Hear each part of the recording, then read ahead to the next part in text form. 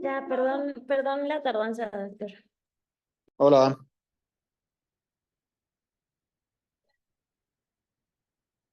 bueno, ¿me escuchan? Sí, doctor, nada más que creo que todavía no se conecta los del listo. Hola, ¿me escuchan? Sí, doctor, ¿usted nos escucha? Sí, ya, es que estaba conectando los audífonos. Ah, Oye, ya. me dijo esta Oriana que, mira, la verdad le hice las correcciones de la presentación ayer, ya ella me la había mandado con tiempo. La verdad, pues yo olvidé hacerle las correcciones de la presentación y me avisó hace rato que no tiene las correcciones. Entonces, pues bueno, no sé, o sea, tengo parte de culpa en que no la tenga lista. Aparte me dijo que no le había quedado como muy claro el tema, ¿no? Que eran mecanismos de arritmia. Lo de menos es que pues yo sí lo sé, pero pues el chiste es que ustedes lo entiendan también.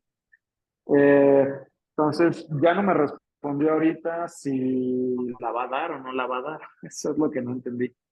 Entonces estoy esperando a ver qué me dice. Ah, ok. Está bien, doctor, porque, o sea, sí le mandé el link a la doctora lista, pero ya no me contestó tampoco. Ok. Entonces, ahorita, pues, ¿quiere que esperemos unos minutos a ver si le contesta? Sí, déjame que me responda. Lo más probable, la verdad sí le voy a dar la oportunidad de que la vea el lunes porque pues te digo, siento un poco de culpa porque la revisé apenas y me la mandó hace como una semana. Ah, ok. Entonces, pues por eso ya ayer que le escribí ya en la tarde noche, pues no le dio tiempo como de hacer todas las correcciones, creo, porque me contestó apenas en la mañana ya de que había visto el correo. Ah, ok. Está bien, doctor. Ah, mira, creo que ya. Ah, no, se conectó Jessy. Pues si quiere, entonces esperamos unos minutos y ya usted Sí, me le dice. escribo y va. Ok, va. Gracias. Y esa otra que es Joaquín.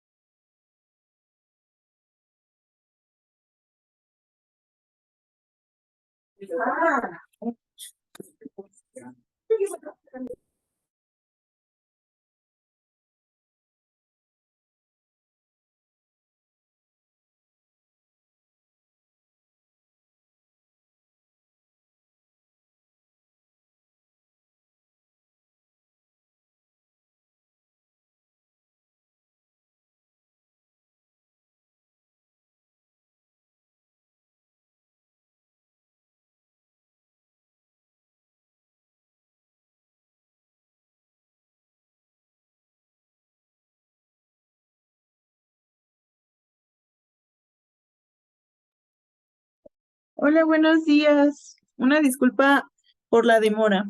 ¿Ya puedo empezar? Sí, por favor.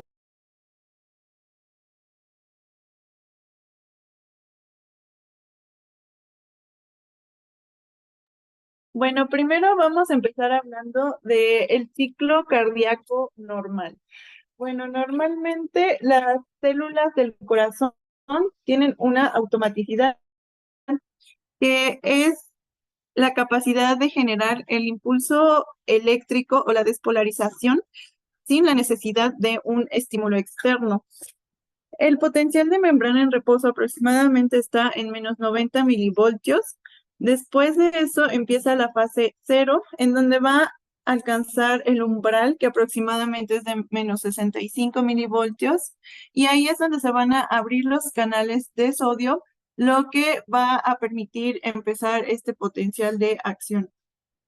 En la fase uno, en la fase uno se va a abrir los canales de potasio, se van a inactivar los de sodio y va a haber un descenso de este potencial.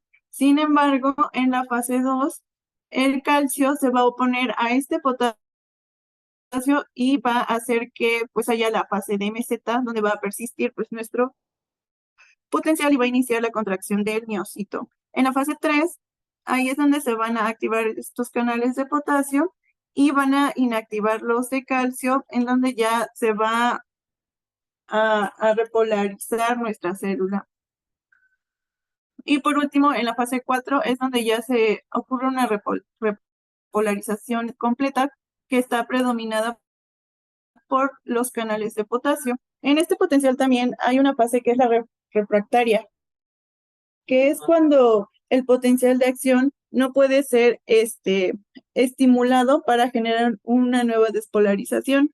Existen dos tipos de fase refractaria, que es el absoluto, en donde ningún tipo de estímulo va a hacer que se genere este potencial, o el relativo, en donde si hay mucho estímulo, sí puede generar un nuevo potencial.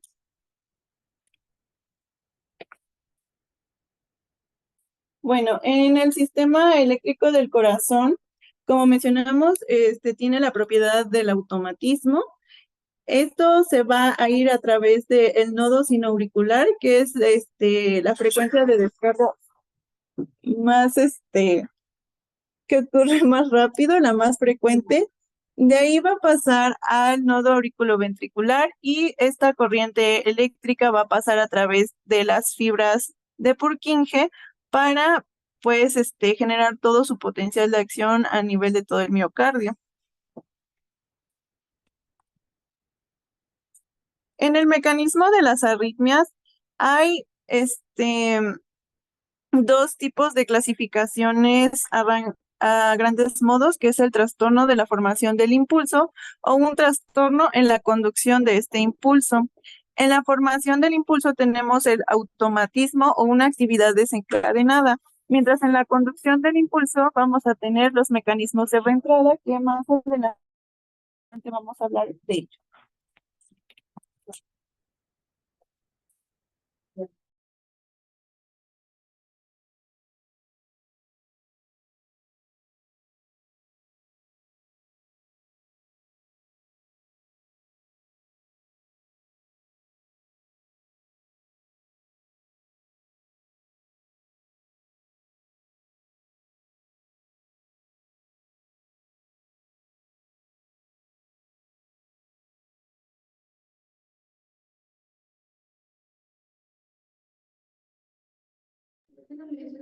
Doctora, no le escuchamos.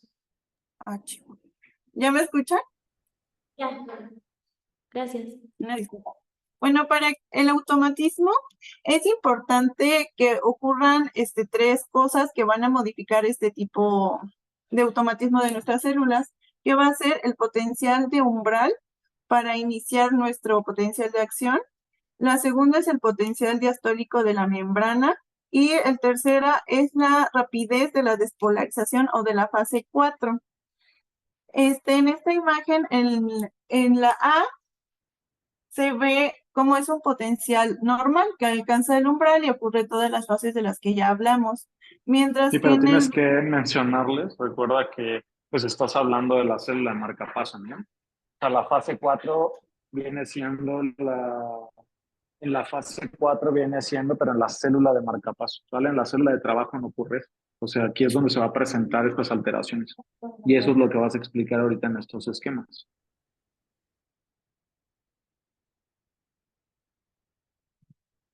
sí, doctor.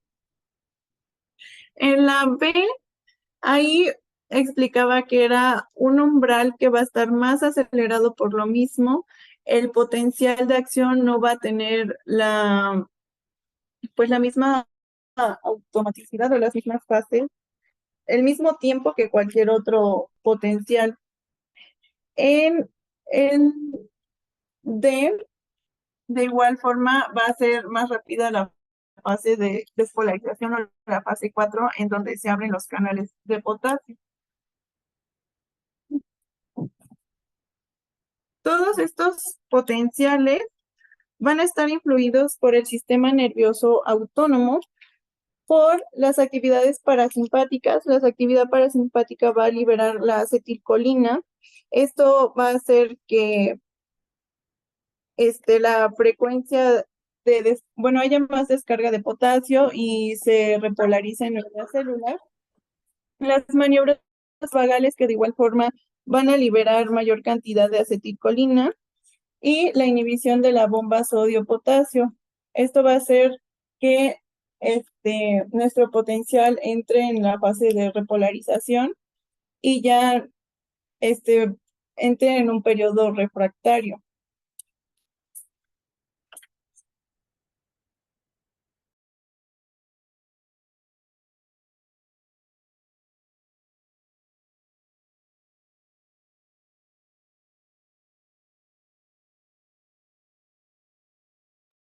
Existe algo que se llama la supresión por sobreestimulación, que hablaba de que el potencial va a estar tan estimulado que va a prolongar la actividad de la bomba sodio-potasio, y cuando este va a terminar ya es cuando ocurre un periodo llamado periodo de calentamiento, donde va a haber un retorno de todo este ciclo y va a volver a su estado basal o su estado después de la repolarización completa. Esta sobreestimulación también puede estar mediada por una taquicardia asociada al ejercicio, por la fiebre, por ritmos de la unión auriculoventricular, ritmos auriculares o ventriculares.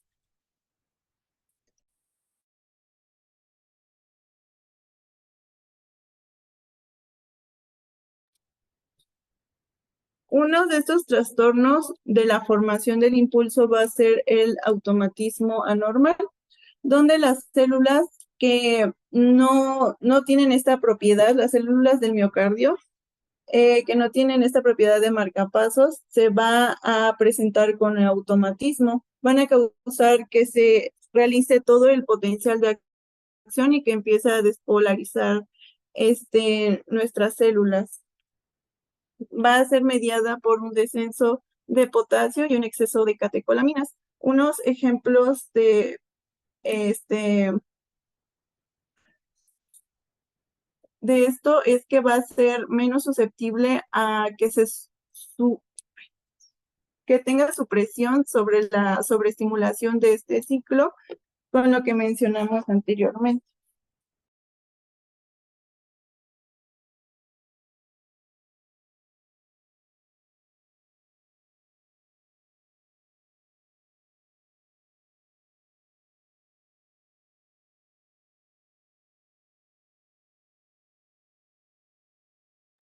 ¿Puedes regresar, por favor? Más. Ahorita lo paso. ¿Sí? Más todavía. Aquí, ahí. Adelante, por favor. Adelante, por favor. Ok, entonces, los mecanismos de arritmia van a ser tres, principalmente. Y esos van a ser presentados en adultos y en niños, ¿no? En la anterior, por favor. Como tú bien dijiste, va a haber mecanismos o va a haber alteraciones que desencadenen las arritmias por la formación del impulso, ¿no? Los automatismos que vienen siendo automatismos normales alterados, que principalmente estos ejemplos aquí van a ser las taquicardias sinusales y la taquicardia sinusal inapropiada. Y tienes el automatismo anormal, que es que cualquier parte del tejido cardíaco puede desencadenar impulso. Bien dices que hay periodos de enfriamiento y calentamiento. Okay. Tienes la actividad desencadenada, que vas a hablar sobre postpotenciales tardíos y precoces, que algunos son a frecuencias altas y otros a frecuencias bajas. Y obviamente las reentradas. Las reentradas son el mecanismo de arritmia más frecuente en el pediátrico. La siguiente, por favor. Como ya bien dijiste, del automatismo normal alterado, quiere decir que el tejido de conducción cardíaco de las células de marcapaso, las células P, que pues obviamente se encuentran en los nodos, van a tener alguna alteración en el umbral y eso va a hacer que se desencadene un mecanismo de arritmia o que se desencadenen unas frecuencias cardíacas elevadas y alteradas. Como ya bien dijiste en ese esquema, aquí recuerden que pues esas son las fases de las células de marcapaso, ¿no? Que las fases de la célula de marcapaso, o sea, de despolarización, carecen de fase 1 y de fase 2, o sea, tienen fase 0, fase 3 y fase 4. Si ustedes ven en cualquiera de esas imágenes, esa pendiente entre las dos crestas, por así decirlo, esa es la parte del potencial diastólico de membrana, esa es la fase 4. Ahí hay intervención de canales de calcio. Entonces, ahí es donde puede haber las alteraciones y es donde se puede desencadenar las frecuencias elevadas, ¿sale? Entonces, sí, para que se forme una descarga, pues tiene que tener un potencial de umbral que vaya a estar alterado, tiene que tener el potencial diastólico de membrana y pues obviamente pues la rapidez de la pendiente y principalmente eso en la fase 4, ¿no? Okay, entonces, los automatismos normales alterados es que quiere decir que el sistema eléctrico de conducción está, pues vale la redundancia, conduciendo, pero pues alcanza umbrales, o sea, en umbrales diferentes o menores empiezan descargas.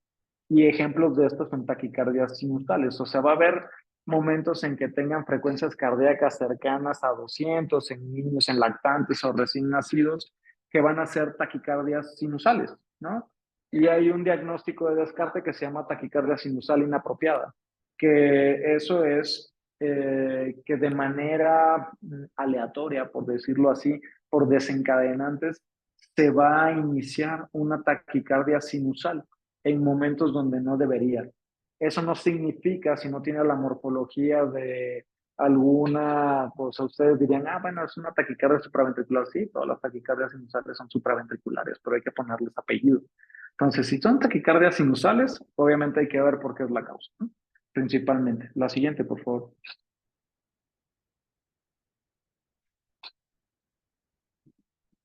En la siguiente. Y tienes el automatismo anormal, ¿no? En la anterior. El automatismo anormal, ustedes saben que todo tejido del músculo cardíaco puede presentar o puede tomar el mando, puede hacer estímulos. A eso se trata de automatismo anormal, ¿vale? Que las células miocárdicas de trabajo pueden hacer o pueden desencadenar focos que presenten inicios de frecuencias cardíacas elevadas, ¿no? Entonces, no solo las células marcan paso. Ustedes saben que entre más distal se encuentran las células al nodo sinusal, las frecuencias de descarga van a ser menores, ¿no? Entonces, si ustedes van, por ejemplo, en el nodo sinusal, hablando de un lactante, pues puede tener entre 100 a 120 latidos, o sea, recién nacido hasta más, ¿no? Si ustedes pasan al área del GIS, el GIS va a tener un poco menor frecuencia. El GIS puede estar entre 100 a 80, 70 latidos por minuto. Mientras más se aleja de las ramas y llega al Purkinje, el Purkinje puede tener frecuencias de descarga entre 40 y 60. Y puede haber latidos de escape, o sea, son latidos muy lentos que ya van a ser con morfologías de QRS anchos. Estos, en el trastorno de la formación del impulso por automatismo anormal, va a ser porque cualquier porción del corazón puede estimular o puede desencadenar algún impulso eléctrico, ¿no? Entonces puede ser por alteraciones hidroelectrolíticas principalmente, pues exceso de catecolaminas, o sea, nosotros lo podemos desencadenar teniendo un niño en cuestiones de terapia intensiva, o sea, si tenemos un score inotrópico elevado, si tenemos mucha alteración hidroelectrolítica y ácido base, también va a desencadenar. O sea, ustedes han tenido fasciculaciones en cualquiera de la musculatura del cuerpo por hacer mucho ejercicio o lo que sea, eso puede desencadenar. Obviamente ahí no va a desencadenar impulsos eléctricos, pero lo mismo pasa en el corazón. Entonces, eso. Entonces, tienen que trastornos en la formación del impulso, los automatismos normal alterado y el anormal. Ok, continúa.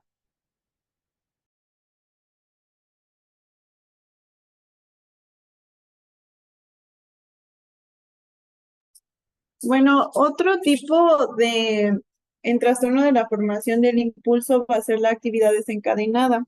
Esta va a haber un nuevo potencial de acción inmediatamente después o incluso durante el potencial de acción que está ocurriendo. Hay dos tipos, uno que son precoz y otro que es tardío. La precoz va a ocurrir este nuevo potencial de acción durante la fase 2 o 3 del potencial que está ocurriendo en ese momento. Y en el tardío va a ocurrir en la fase 4 del potencial de acción. Estos potenciales, eh, no, el potencial tardío va a elevar justamente el calcio y va a aumentar la frecuencia cardíaca. Causas de estos potenciales tardíos puede ser una concentración tóxica de digitálicos, que igual forma van a liberar más calcio, van a aumentar la frecuencia cardíaca y van a inhibir la bomba sodio-potasio.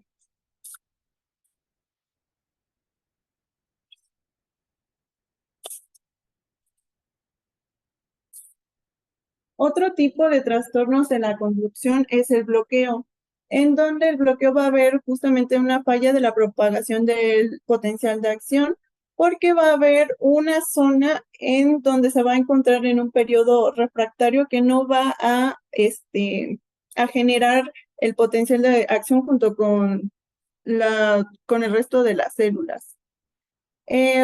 Algunos motivos que pueden causar este tipo de bloqueo son los antagonistas de calcio, bloqueadores beta o procesos degenerativos. Los trastornos de reentrada, este,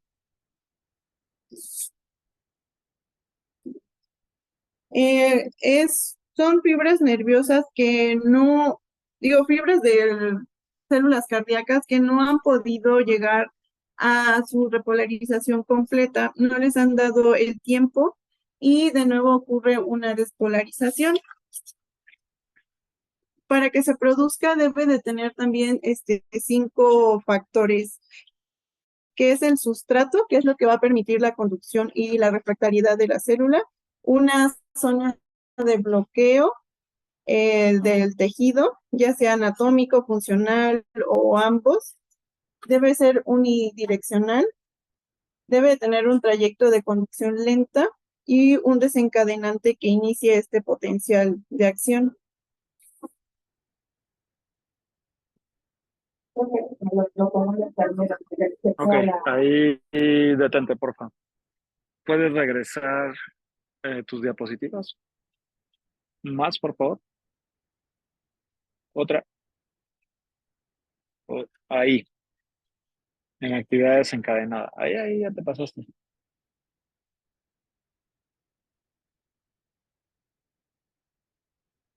Ahí. Bueno, la actividad desencadenada es el segundo mecanismo de arritmias. Y como bien dijiste, pues hay pospotenciales que van a ser tardíos y van a ser precoces, ¿no? Entonces, los precoces, pues como bien dices, va a ser en la fase 2 y 3, ¿no? Y los tardíos van a ser en la fase 4. Estos se desencadenan en frecuencias cardíacas altas y los otros en frecuencias cardíacas bajas, ¿sale? Entonces, obviamente, esto va a deliberar que haya una excitación de la célula y presente tipos de taquiarritmias. En este caso, pues estamos hablando más que nada de frecuencias cardíacas elevadas, ¿no? Entonces, pueden desencadenarlo igual lo que son alteraciones hidroelectrolíticas. Siempre es muy importante que vigilen eso. Obviamente, recuerden que todas las aminas que usamos pues son proarritmogénicas. O sea, únicamente hasta puede ser la milrenona la que menos proarritmogénica es, pero pues el resto van a producir estímulo para que pueda desencadenarse algún estímulo mayor y eso puede hacer que desencadene una arritmia, ¿no? Recuerden que en las taquiarritmias pues tenemos los términos que son sostenidas y no sostenidas. Sostenida quiere decir que son más de 30 segundos un ritmo rápido. O sea, si dura más de 30 segundos un ritmo rápido, ya es una taquicardia sostenida. Si dura menos de 30 segundos, que está haciendo episodios de calentamiento, enfriamiento, va a ser una taquicardia no sostenida. Entonces, obviamente, pues hay un algoritmo para abordaje de eso que pues vamos a ver después. En esta cuestión de actividades encadenadas, siempre es importante que vean la interacción con muchos medicamentos y que también estén vigilando de manera adecuada todo lo que se está administrando en el paciente. Y lo que más me interesa, porque pues es lo que más vemos y van a ver, o sea, no quiero decir que es lo único, pero son las reentradas. Pasa a la siguiente, por favor. La siguiente. Ok. Las reentradas es el mecanismo de arritmia más frecuente en la etapa pediátrica. Y una reentrada quiere decir un circuito, ¿sí? Un circuito que tiene que tener dos direcciones, dos vías. Cuando les dicen, es que tienen una vía accesoria y tienen Wolf Parkinson White, eso es una reentrada. ¿Sale? Hay muchos tipos de reentradas. Hay macro reentradas y micro reentradas. Macro reentradas quiere decir que el cableado eléctrico que se tiene es o atraviesa estructuras grandes del corazón. O sea, puede ser una reentrada aurículo-ventricular que viene viajando ese circuito desde la aurícula hasta el ventrículo. Y pueden ser micro reentradas que pueden estar localizadas dentro de la parte del GIS. Y ahí es una micro reentrada nodal. O puede ser una micro reentrada en la parte del Purkinje que puede estar desencadenando pues estos estímulos. Como tú bien comentas, tiene que tener distintas, ¿cómo se llama? Factores para que se cumpla. Uno, pues tiene que tener una vía lenta y una vía rápida. Entonces, va a haber una vía que va a ser la vía normal de conducción, ¿no? Que va a ser la vía del sistema eléctrico de conducción normal que viene del nodo sinusal a la B, al lado de His, a sus ramas y al Purkinje. Esa va a ser una vía de conducción normal o digamos que va a ser la rápida. Y tiene que tener una vía de conducción lenta, que va a ser un cable de más, o sea, que va a ser una vía accesoria. Y esta, pues, la localización puede variar. ¿Sale? Aparte de tener esas dos vías, necesita el obstáculo. Puede ser anatómico o fisiológico. El obstáculo anatómico puede ser desde un infarto, puede ser desde una cicatriz, puede ser desde alguna sutura, puede ser desde algún tumor, puede ser cualquier cuestión física o anatómica que está impidiendo que el estímulo se propague de manera normal dentro del cable, ¿no? Entonces, ¿qué va a pasar con esto? Ahí tienes una imagen a la derecha y por lo general vamos a representar lo que es el GIS. Tú tienes una vía de propagación normal que vamos a poner que es la rojita, ¿sale? Entonces, si no hubiera ningún obstáculo anatómico como el que hablamos, o fisiológico, en este caso alteraciones hidroelectrolíticas, que haya habido un extrasístole previamente, que ustedes le hayan pasado alguna estimulación eléctrica, alguna cuestión que pueda bloquear esa vía. Recuerden que en esto que presentaste al inicio, que son las fases de la despolarización, hay un periodo refractario absoluto y un periodo refractario relativo. Entonces, ¿qué pasa? El estímulo va bajando por una vía normal, la vía habitual, y se está conduciendo de manera habitual. Encuentra un obstáculo, ya sea anatómico o fisiológico, en este caso vamos a manejarlo como fisiológico para que entendamos. Si viene un estímulo fisiológico, hay un extrasístole por deshidratación, por lo que ustedes quieran. Lo que va a pasar es que esa extrasístole va a alterar la vía de conducción normal. Entonces, cuando el estímulo encuentre ese obstáculo, esa vía va a estar en un periodo donde no se va a poder estimular de ninguna manera, aunque ustedes tengan aunque ustedes quieran ponerle un estímulo de muy alta, mm, ¿cómo se llama? O sea, que vayan a tener un estímulo muy fuerte, ¿no? O sea, que vaya a provocar, que pueda provocar una despolarización, pero va a estar en periodo refractario absoluto. Entonces, aunque ustedes le pongan una carga muy grande, no van a poder desencadenar nuevamente. Entonces, ¿qué hace la conducción? Encuentra ese bloqueo y va a buscar otra vía por donde propagarse. Entonces, se encuentra la vía lenta. Al pasar por la vía lenta, le da el tiempo suficiente para que la vía rápida se repolarice nuevamente y eso causa que haga un circuito y pues va a estar viajando entre la vía lenta y vía rápida. Entonces, la característica de las reentradas es que pues van a ser, va a depender la localización, ¿no? Pero hablando que sea arriba de la cruz del corazón, van a ser QRS estrechos, que van a tener PRs cortos, porque pues obviamente al viajar por una vía distinta, la despolarización entre la aurícula y el ventrículo pues va a ser más rápida ahí. Entonces se acorta. Eso es algo característico de una reentrada. Entonces esto se va a perpetuar y se puede perpetuar hasta que haya o sea, hasta que la paremos, ¿no? Y eso como puede ser desde maniobras vagales, desde cardioversión farmacológica, desde cardioversión eléctrica. Entonces, esto es lo principal que se presenta en el pediátrico. Ustedes siempre tienen que analizar el electrocardiograma, no porque vean, porque pues vean frecuencias elevadas, ya es taquicardia supraventricular y pues como dice el PALS hay que pasarla de nación. No, hay un algoritmo donde ustedes tienen que analizar el electrocardiograma y eso es lo que tienen que hacer, porque muchas veces al ver frecuencias cardíacas elevadas no analizamos si es por dolor, si es por las mismas aminas, si es porque está en choque hipovolémico y está compensando o lo que sea. Entonces, ¿qué es la primera reacción que hacemos? Pues hacer cardioversión farmacológica o hacer maniobras vagales para intentar parar esa frecuencia cardíaca tan elevada. Entonces, tienen que analizar el electrocardiograma. Todo paciente tiene que tener un electro. Yo sé que a veces da flojera porque pues pierde tiempo, a veces los electrodos no sirven, a veces ni el electro sirve, a veces ni tienen electro, pero tienen carro de paro. Entonces saquen un dedo largo. Esa es la recomendación que yo les haría, ¿no? Puede que digan, no, pues no es relevante y pues no vamos a perder tiempo en eso, pues bueno, por eso también luego hay errores al diagnóstico y al tratamiento. Entonces, eso principalmente es lo que trata una reentrada. Obviamente va a depender si hay distintos focos en esas reentradas, ¿no? Y dependiendo de eso, pues va a ser el tipo de medicamento que ustedes van a elegir para bloquear esa vía y que no se vuelva a estar disponible para que se vuelva a hacer un circuito. ¿Qué más traes?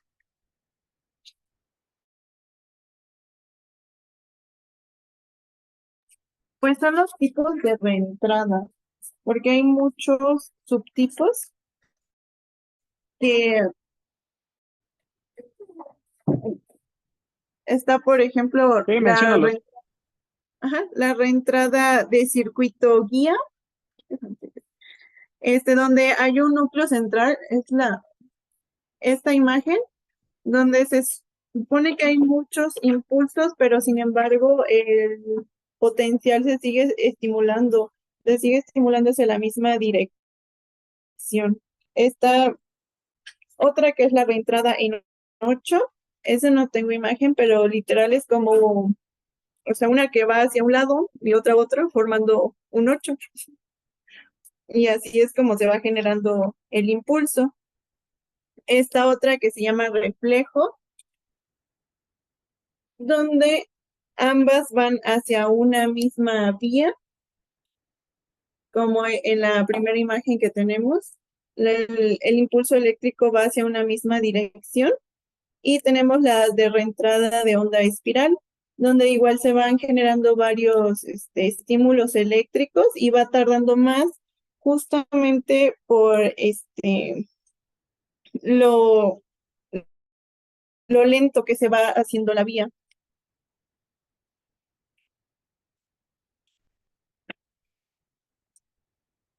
Tenemos también la de encarrilamiento.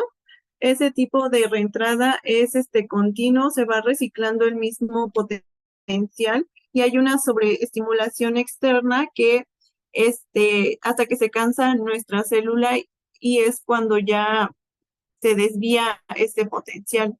Es la imagen B. Y tenemos la difusión, donde se va literal funcionar el potencial de acción junto con la taquicardia y todos los estímulos, y va incluso a formar un latido fusionado.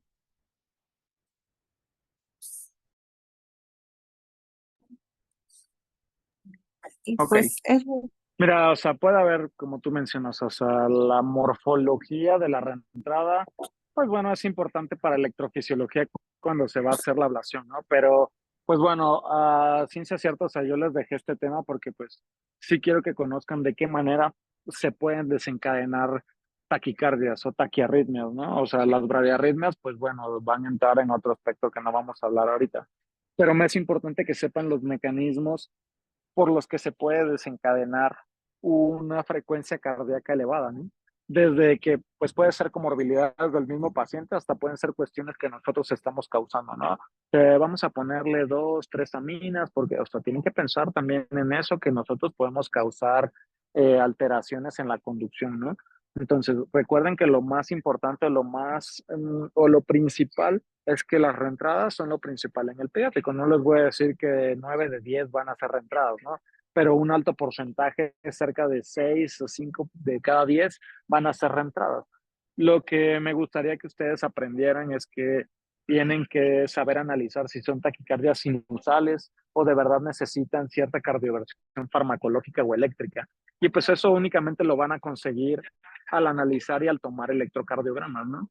Entonces, las reentradas son lo principal, son circuitos, siempre en el interrogatorio pues tienen que comentarlo, preguntarle a los familiares si tiene cirugías previas, si ustedes ven alguna cicatriz en el tórax, alguna cicatriz por cateterismo, y obviamente las alteraciones fisiológicas que va a presentar un electrocardiograma. Y dependiendo de eso, pues es la decisión que ustedes tienen que tomar. No siempre y no todo, porque muchas veces pues administramos fármacos y no remiten las taquicardias, ¿no? Muchas veces son sinusales.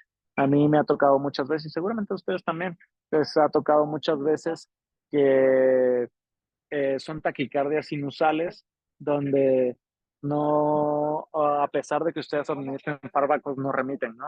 Y ya al dar analgesia, al hidratarlo de adecuada manera y todo, pues es que remite la taquicardia, puede ser también por estímulos de fármacos.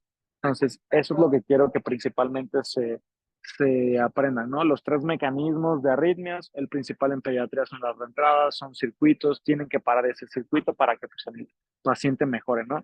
¿Cómo pueden hacerlo? Pues bueno, ya es farmacológico y obviamente si está inestable, pues van a hacer uso de terapia eléctrica, ¿no? Principalmente. Ya la forma de las reentradas, pues bueno, eso ya si alguien más le va a hacer cardiología, le gusta y eso, pues bueno, se los tendrá que aprender. Mientras, o sea, tienen que identificarlo. Acuérdense que lo principal en una reentrada, pues son que tengan PRs cortos, ¿no? Y eso es lo que van a analizar y de acuerdo a eso es lo que van a hacer en la terapia. Entonces, eso es la cuestión de los mecanismos de arritmia que se tienen que aprender y más que nada las cosas que lo pueden desencadenar, ¿no? Me parece que le dejé a alguien lo del algoritmo para diagnóstico de taquiarritmias. Ahí vamos a profundizar un poco más de lo que les digo del PR, les voy a dar como las percentilas de acuerdo a la edad, ya sea niño o niña, y de acuerdo a eso es lo que van a ustedes a decidir, ¿no? Dudas. Yo sé que el tema no es sencillo y más que nada porque pues muchas veces nadie nos enseña como mucho cuestiones eléctricas, ¿no? Pero pues es importante que sí lo comprendan más que nada porque pues bueno, es algo que ustedes van a seguir viviendo pues mucho tiempo todavía. Entonces me es importante que pues por lo menos tengan un contacto con esto, ¿no? Dudas, yo sé que puede que muchas y no las van a decir, ya los estoy empezando a conocer. ¿Algo más?